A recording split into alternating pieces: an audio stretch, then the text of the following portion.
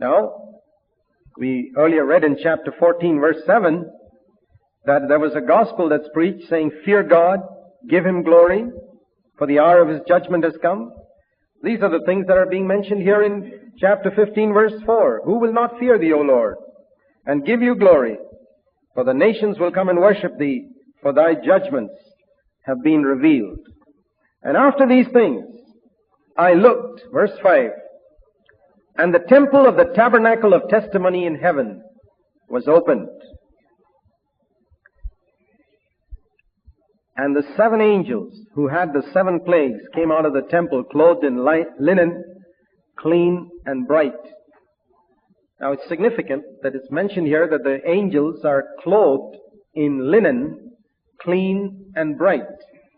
If you turn over to chapter 19 and verse 8, we are told there that the fine linen, clean and bright, is a picture of the righteous acts of the saints. So, fine linen, clean and bright is a picture of righteousness. And these angels who are bringing forth the final judgment of God upon the earth, the significance of their being clothed in fine linen, clean and bright, is that they are doing it in righteousness. It is a righteous judgment. There is a beautiful verse in Isaiah chapter 11, verse 2 and 3, where it says about Jesus, He will not judge according to the sight of His eyes, nor will He rebuke according to what He heard with His ears. Now we have a tremendous tendency for that. The children of Adam are specialists in judging by what they have seen and in judging by what they have heard. By hearsay and by what we have seen, we exercise all the judgments we have ever exercised in our life. And we have trained that art to perfection, to judge according to the sight of our eyes and according to the hearing of our ears. That proves that we are the children of Adam. But when we get converted, the Holy Spirit, if we mean business with God, begins to change us and begins to tell us, you must not judge anymore by what you hear. Somebody told you something and you form a judgment. You're a child of Adam. You're an idiot. If you say you're a disciple of Jesus and you're going that way, the Spirit of God says, I want to change you. Not by what you hear, not by what you see. Follow Jesus, who never judged by what He heard, never judged by what He saw, but He listened, He saw, but then He took it to the Father and said, Father, I've come in the flesh, and because of this flesh, I can make a wrong judgment because of what I have seen and what I've heard. I don't want to make a judgment. I want to hear. And if the Father said something to Him, He responded to that. That's why the judgment of Jesus was always righteous. And that's why He told us, judge not.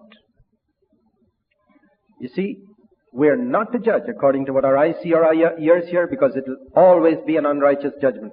Here we see the angels coming forth with righteousness, fine linen, clean and bright, and they come forth with the plagues of judgment. That's the significance. Girded round their breasts with golden girdles. And then we read, verse 7, one of the 4 creatures, living creatures, gave to the 7 angels 7 golden bowls full of the wrath of God who lives forever and ever. Now it's significant that these 4 living creatures, who up until now in the book of Revelation, we've always seen them only participating in worship. Every picture we saw of these 4 living creatures was worshiping God, worshiping God, worshiping God, praising God, worshiping Him. Now, these living creatures, these worshiping creatures, are now participating in God's judgment. You see, God's righteousness and God's judgment are not 2 different things. One is the direct result of the other. And it's just as natural for these 4 living creatures to worship God and to execute judgment when the time comes. And it's just perfectly proper for God to manifest love and goodness and execute judgment also when the right time comes, like a true godly father who knows how to love his children and also to punish them and to execute judgment and also to turn out the rebellious out of the house.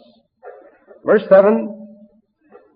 8, and the temple was filled with smoke from the glory of God. In the Old Testament, we read that when Solomon completed the temple, the glory of God filled the temple. But here we read the glory of God fills the temple when judgment takes place. And no one was able to enter the temple until the 7 plagues of the 7 angels were finished. I don't think any of us would have minded being there when Solomon's temple was filled with the glory of the Lord. We'd have been very happy if we could have been there and seen the glory of God fill that place. I want to say this, brothers and sisters, because this has an answer to this question that many people ask. If some unconverted relative of mine is finally lost and is burning in hell, how can I stand and watch that? How can I bear to see that? The answer to that is that when we see Jesus, we will be like Him. And we can never love that unconverted relative any more than Jesus loved him. And if Jesus can bear to see that person eternally damned, we will also be able to bear it. We will be there in the presence of the glory of the Lord. There is a glory in judgment, which we can't understand fully now, because we are still in the flesh. But there is a glory of God in judgment. There's just like there is a glory of God in a godly life. That we can understand now. We beheld His glory, we read in John 1:14, full of grace and truth. That glory, it is easy for us to understand now. But even that glory, people out in the world can't understand. The only glory people out in the world can understand is the glory of men, the honor of men, and the glory that comes from money and position and power. But we who've been converted from that, who become disciples of Jesus, have seen another glory, which is the glory of God seen in Jesus, full of grace and truth. But there's another aspect of the glory of God which is difficult for us to fully comprehend here on this earth. And that's the glory of God seen here in judgment. There is a glory there we mustn't forget. And that is what is described in chapter 16. The 7 last plagues. Verse 1, I heard a loud voice from the temple saying to the 7 angels, go and pour out the 7 bowls of the wrath of God into the earth. And we read here, the first angel went and poured out his bowl into the earth. Now I want you to notice something in these first 8 verses, that there is a lot of similarity between this and the trumpets that we read of, the first 4 trumpets that we read of in chapter 8. And it's quite likely that these will take place simultaneously. You notice the first bowl was on the earth, verse 2. The second one is on the sea. The third, verse 4, was on the rivers and springs of water. And the fourth was on the heavenly bodies. The earth, the sea, the springs of water, and the heavenly bodies. And notice that in chapter 14, verse 7. Chapter 14, verse 7. Fear God and give Him glory, because the hour of His judgment has come. Worship Him who made these 4 things: the heaven, the earth, the sea, and the springs of waters. And we see that in chapter 8, if you remember, chapter 8 of Revelation. The first trumpet was blown and something was thrown down to the earth. Revelation 8, verse 7. The second one, something was thrown into the sea. Verse 8. The third trumpet, and something fell on the rivers and the springs of waters. Verse 10. And the fourth, on the heavenly bodies. I just point that out as a similarity which seems to indicate that what's described in Revelation 8 and what's described in Revelation 16 are going to take place around the same time. Anyway, let's turn to Revelation 16 again. And the first angel went and poured out his bowl into the earth, and it became a loathsome and malignant sore upon the men who had the mark of the beast and who worshipped his image. We've seen about the mark of the beast. I just want to mention a spiritual application for our life of the mark of the beast. I want to say that all human beings, as they grow in the world, develop the mark of the beast in a spiritual way. In other words, they behave like animals, as we just saw. I want to show you a verse in this connection in Ecclesiastes in the Old Testament and chapter 3. Ecclesiastes chapter 3 and verse 18. Ecclesiastes chapter 3 verse 18, I said to myself concerning the sons of men, God has surely tested them. That means allowed them to go through various trials and testings like all of us face. In order for men to see that they are really only beasts. That means when a trial comes and I bare my teeth like the dogs bare their teeth at each other, that's one opportunity where God shows me, you're no better than the dog. If I have ears to hear God speaking to me at that time. And it's not just once. It happens a second time. It happens a third time. What about when a husband and wife bare their teeth at each other? They both get the opportunity to discover they are just beasts.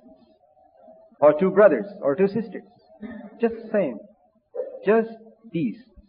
And it says God allows people to be tested in various situations so that they will see this. And blessed are those who say, oh God, how blind I have been. You created me to be a son of God and I'm descending to be a beast. Help me to follow in the footsteps of the one who walked on the earth, who manifested what it is to be a son of God. That is Jesus, who never bared his teeth at others. The mark of the beast. The opposite of the mark of the beast in the book of Revelation is what? The mark of the Lamb, whose mouth was shut.